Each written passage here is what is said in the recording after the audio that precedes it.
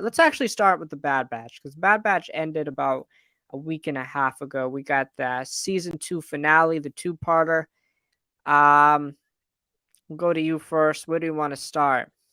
Well, first, these. I don't know. I wanted to say their top. The second one before the finale. I forgot what those called. Was it Plan 99? Or are they both called? Yes, yeah, Yeah, that Plan was yeah. 99. That might be a top three episode. I love that so much. First, it's just at first I thought it was like another generic Bad Batch thing, them breaking in, getting something, plan goes wrong. Oh, but we all make it back safe. But like they added like stakes to this one, to where it's like, nah, this isn't just another heist. This is like high class. All like the best Imperials are here. The Imperial generals are here, and so they actually gave us stakes, and we got like a big death in the series. Yeah, I agree with that. It was really cool. We got Tarkin, we got Krennic, we got this and scientist dude. I can never remember his name. Yeah, for us. All very yeah, all very fascinating. The highest level of classified information with Tarkin. Um, and again, it's a nice homage to like Tarkin and how Tarkin is always willfully ignorant because he always thinks he's going to win, and that's ultimately his demise with the Death Star. He wants to see the Death Star destroy the rebellion, but he gets destroyed in the process. Here he doesn't care about evacuating, he doesn't care about making these Imperials safe. He just wants to see them win. I agree. It was a really good heist episode. It wasn't just a generic, oh, we're going out, there's going to be a heist. There was stakes, there was tension. It was interesting, right? Because they were going to get information about where Crosshair was. Yeah. That episode also has a really good opening with the clones that are working with Rex, all going Yeah. to get the clones. That's kind of what I wanted the show to be. When I watched that, I was like, that's kind of what I wanted to see more of. Um, but yeah, overall, those two episodes were really good. Um, yeah, just really well done. We'll discuss more. But what else did you think about those two episodes? Well, let's see. Well, Saul Guerrero, I know a lot of people have been, mad at him for what he did this episode. I felt like it was very interesting seeing how like he just didn't care. Like it didn't matter like, what they wanted. It was all about his thing, which is kind of like what Saul Guerrero is about. Like, overall, it's just like, it's what's best for him. Like, what he thinks is best for the rebellion. Which really sucks because he involuntarily caused Tech's death. Yeah, he does. He does. Saw Gerrera is very results oriented, right? And I think that's what's so fascinating about his character, and it's why his character is fascinating in Andor, Rogue One, and now with the Bad Batch and Clone Wars. It's just like he cares about results, right? He cares about sending a message. Um, and again, I can't remember who it is. I think it's Echo. Echo brings up the fact that, well, even if you kill these guys, they're just going to replace him, Yeah. right? You're not really doing any damage. But in Saw's mind, it's about victories, it's about wins, it's about progressing everything forward.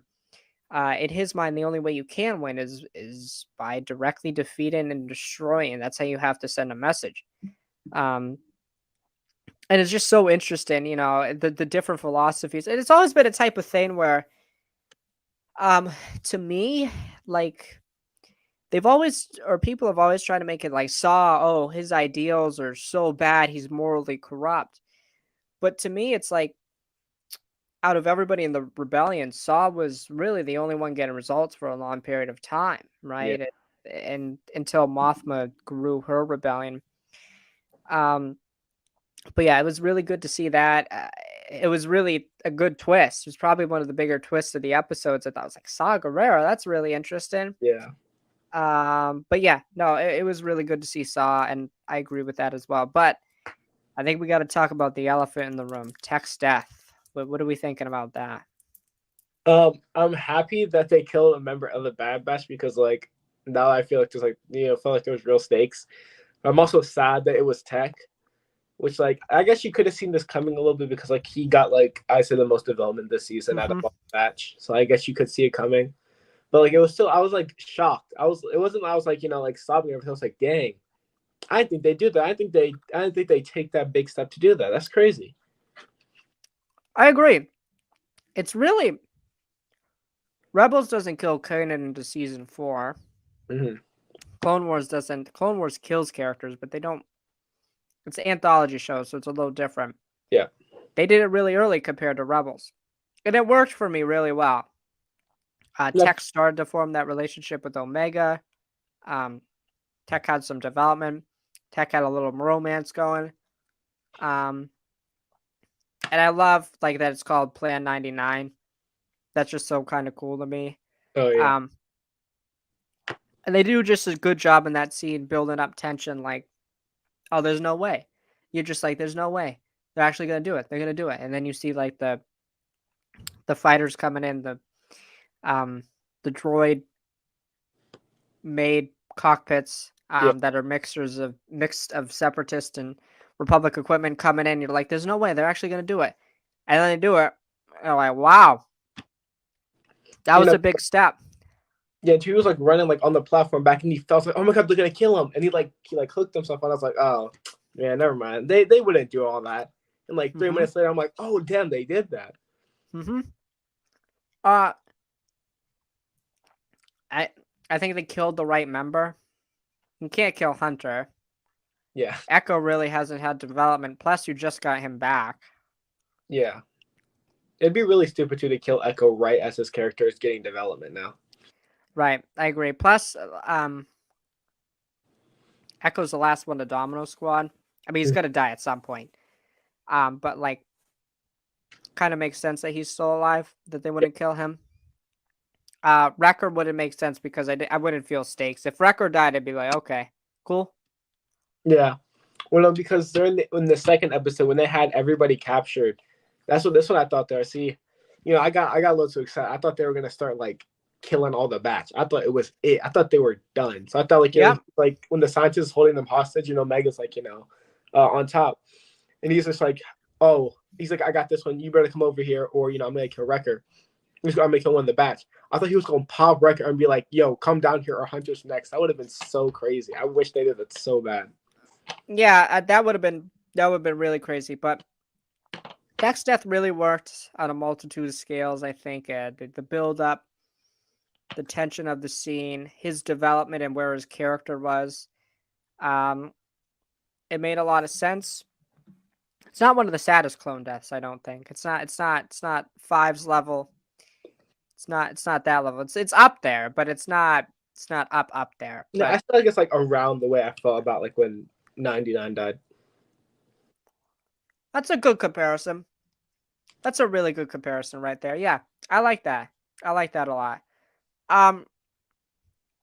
What'd you think about the back half of this episode? The stuff with Sid, them getting arrested, all of that. What did you think about that?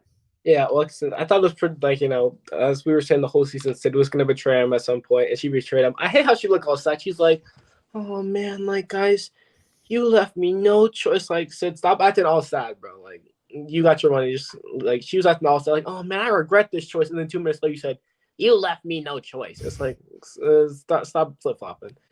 Yeah, so that was expected, but like all the batch I thought they were all gonna get captured, but like they escaped somehow. But yeah, I thought it was good. I thought the first one was stronger. Like the first episode was stronger, but this second was also like it was pretty good. I agree with that. For me, the second one was like weirdly structured. Like Tech's death happens in the finale. Yeah. And then I'm like, oh my god, wow, they're gonna have to deal with the emotional weight of that.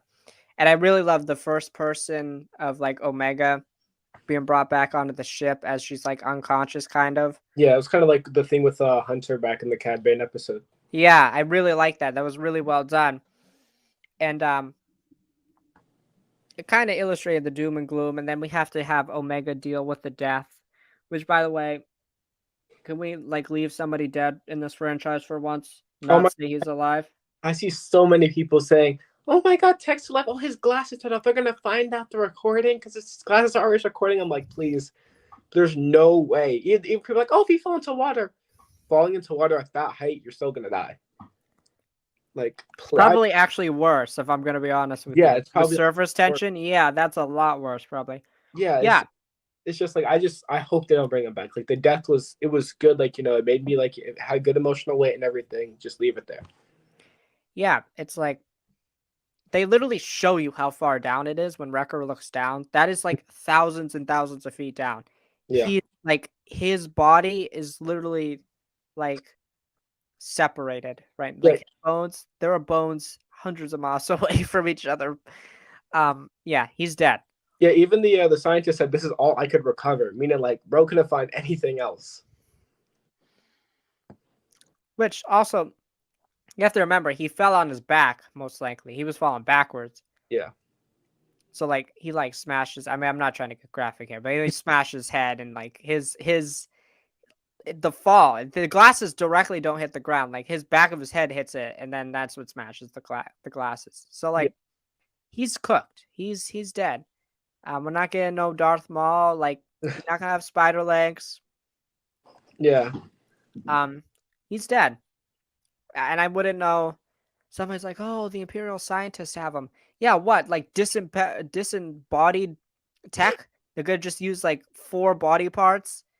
Yes, that makes total sense, guys. Yeah, That's genius. they already have like crosshair too, so there's no reason they need to bring like somebody's corpse when they got crosshair. Mhm. Mhm. I already have too many clones as it is. Exactly. They just have a bunch of clones arresting. Yeah, the Sid stuff really Sid's just like, "Man, I don't want to do this." And then she does. It's like, "You want to do it. You want to do it." All my homies hate Sid, man. All my homies hate Sid.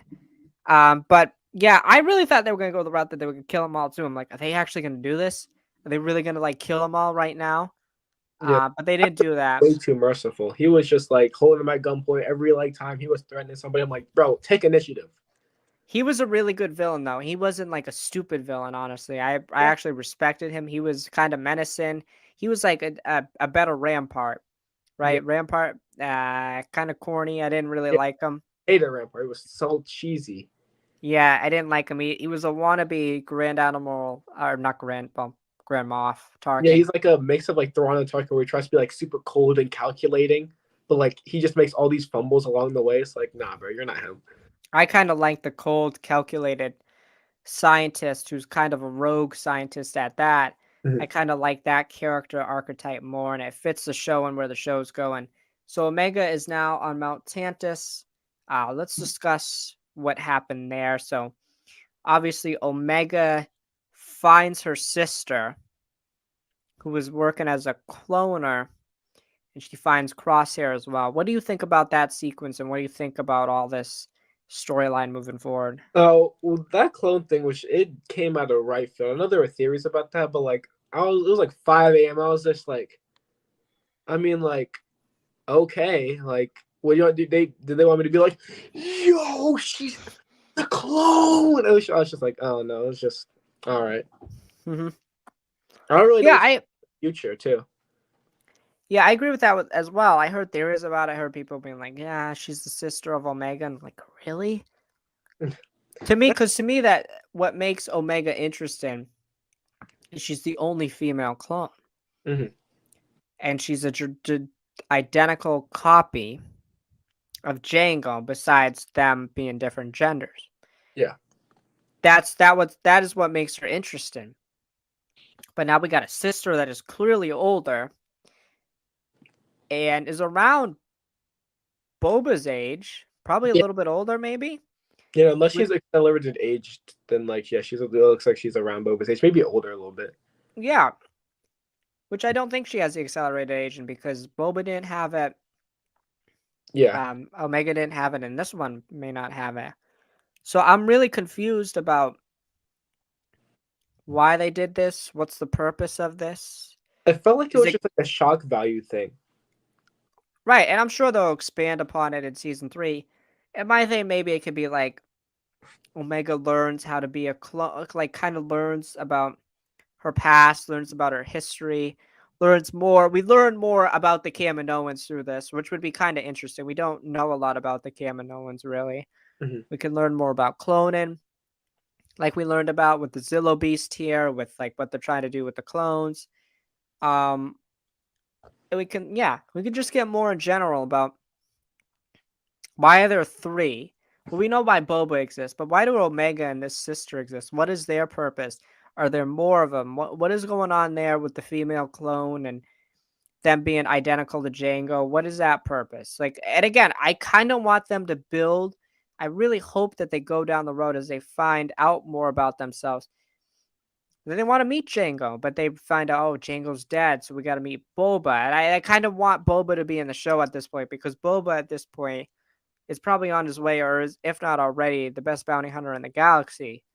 So I kind of want that explored. Them learning more about their past, learn more about the Kaminoans, just learning more about cloning in general, because obviously it's going to be a big thing in the Mandalorian and all that. And I think it's kind of coinciding with that story as well. So yeah, I'm really intrigued by it, but I agree it's kind of out of left field. Hmm. Um, but yeah, what do you think about Crosshair's absence? Let's go there. What do you think about Crosshair's absence in the finale? Yeah, I mean, like he was in it for like what 2 seconds, right? 'Cause she like saw his body and everything. I thought it was fine. I didn't feel like Crosshair was really needed in this episode, surprisingly. Even though I want like more Crosshair, but like he already had his whole escape sequence. Like, what are they gonna do? Show him trying to escape again when they already said he like he can't. So that's just fine with him being there. It was nice seeing him like, oh, so season 3. It looks like it's gonna be Tech Echo. Yeah, no, not Tech. Sorry, that means that. Echo Echo Hunter Wrecker, and then Omega Crosshair. So we're gonna have like 2 different groups of the Bad Batch we're focusing on, which hopefully gives us more Crosshair screen time with how much they like showing Omega. Yeah, I kind of wanted the show to end after season 2, but I'm fine. I kind of think season 3 will be the last season. I think maybe not. I think Um, Lucasfilm panel today was there supposed to be an animation thing like tomorrow or something. I think the Bad Batch has its own panel on Monday or Sunday. I know Sunday's Jedi Survivors Game gameplay, so it might be Monday. Yeah, it might be Monday that they have their own panel and they'll talk maybe a little bit about season 3 and what they're doing there, and maybe when we get in and stuff. But I'm not. I wouldn't say I'm not expecting much, but I think they'll allude to a fact there's a season 3. Mhm. But besides that, we'll see. I'm kind of intrigued where they go with the story. They kind of went in a different direction than I thought, which I appreciated. Yeah. And they killed a member. 'Cause I thought this season that they would kill, obviously, but I never thought Tech would be the first one they killed, but Tech Yeah. was the first one they killed, and I'm really intrigued to see more. I want to see more of Rex's crew. What's going on with these other clones that Rex has? Because there's got to be some big event that kills them, right? That Yeah. just has to be that type of big event. And I don't know why Two Rex wasn't in this season like that. Like they have like all this Clone Rebellion stuff, but like Rex is like, he's always doing something else. I was like, oh, that's unfortunate. Yeah, I really wish we got Tales of the Jedi. Maybe we can get like a thing where just a little thing where we tell tales of Rex, of like what's Rex doing during this time, because they're always like he's busy, he's got something. I'm like, can we watch what he's doing? Do He you might think be more the interesting. Batch will join this like Rex's clone thing for now, like to try to find Omega, and that's how like they raid Mount Tantus, like the whole clones? Yeah, I think that would be interesting. I mean, I would consider because we know that there's rebellion cells, and I think it'd be really interesting if the rebellion got that idea from the clones Mhm. that Rex has a bunch of these cells working for him, and then it all is destroyed. And again, because it's another thing, you have to find a balance between like making the Empire like really strong and powerful and menacing, like you do in Andor, and then also like them being defeated, right? Mhm. Because in the Bad Batch in this, you kind of have to establish the fact that the Empire is a strong, brutal force that wins 99% of the time. Because it makes the rebellion much more special when they win, because you have to see how oppressive the Empire is. Yeah, Because that's we the got to one. get. Oh, you can go. Go Ahead. ahead. No, go That ahead. that's the one thing I don't like about Rebels is that the Rebels win way too much. Like it's way too much winning. It makes the Empire look weak. Yeah, I agree. Even with like Thrawn, Oh, and it's not the fault of Thrawn. It's the fault of idiots around Thrawn. Um, that damper his and undermine his intentions. mhm. Um, but yeah, I totally agree with that. The Bad Batch, I think, has done a pretty good job of establishing the Empire's threat, but I think the big culmination thing for this show has got to be the clones losing. We've kind of been building towards that. We know Cody's out there. We know Rex is out there. We know there are some other clones. We saw Hauser again. We got a bunch of these clones out there. What's going to happen? Tantus isn't really around. What's going to happen moving forward? So yeah, do you got any other thoughts about the Bad Batch finale, and what would you rate the season overall? Yeah, no, I think overall the first half of the Bad Batch season was pretty mediocre, but I'd say the second half, like since like Mando started premiering, I swear it's like Bad Batch is like been on a goal to try to outperform Mando every single week, and in my opinion, it's outperformed Mando every single week it's been on. So I think first half was okay, but like the second half was like it was really good, and I actually want a season 3 now. Like if you asked me that like a month and a half ago, 2 months ago, I'd have been like, I don't need one. But like now, it's just like, oh yeah, I'll take a season 3. Yeah, I absolutely agree with you. I was very happy with the finale. I don't know if I would consider it better than the season 1 finale. I like the season 1 finale a lot, but I would Okay. consider it better than the season 1 finale. I'd honestly give this season, I think the back half of the season was fantastic, mostly. I would honestly give this season a solid 8 out of 10. First season was probably like a 6.5 or a 7, maybe. I think this is really good. I think it's better than, we'll say, like the first 2 seasons of Clone Wars, probably on par with like the third season, Mhm. and then better than season 1 and 2 of Rebels. I think I'm not a huge Rebels guy, so In I my think it's opinion, Rebels doesn't get like really good until seasons 3 and 4. yeah, I think, and yeah, I agree with that for sure. So I think it's doing really well. It's found its footing. I feel like this back half it definitely found its footing. So yeah, I'm pretty impressed with what they did here in season 2.